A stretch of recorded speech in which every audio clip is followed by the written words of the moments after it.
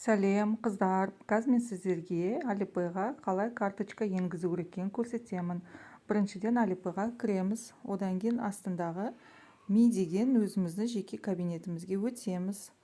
Сосын осы жерде банк карт дегенді басамыз. Басқаннан кейін көк кнопканы тағы да басамыз. Сосын осында окошко ашылады бізде.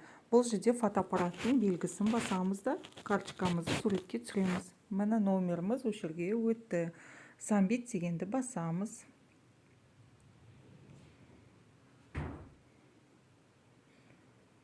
Осында окошко ашылды. Үстіндегі біріншісі name on card деген жерге карточкадағы бүкіл фамилиямызды және атымызды енгіземіз карточкадағыдай.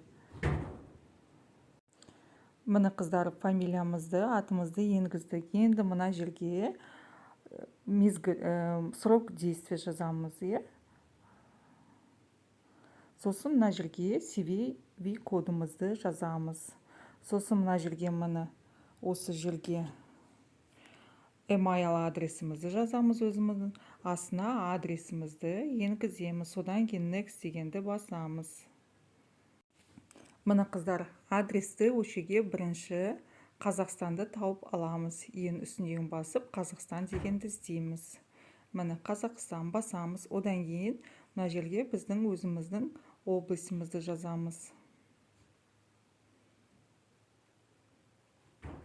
Содан кейін қаламызды жазамыз. Астына адрес деген жерге улицамызды жазамыз. Үйімізді жазамыз. Содан кейін астына телефонымызды жазамыз.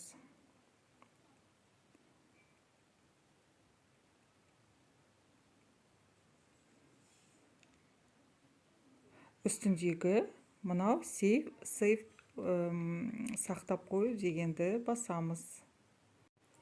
Қыздар, міне жаңағы сейв дегенді көк кнопкамызды бастық, next деген. Енді мына жерде осында окошко ашылды, done дегенді басамыз. Міне біздің карточкамыз енгізілді, қыздар.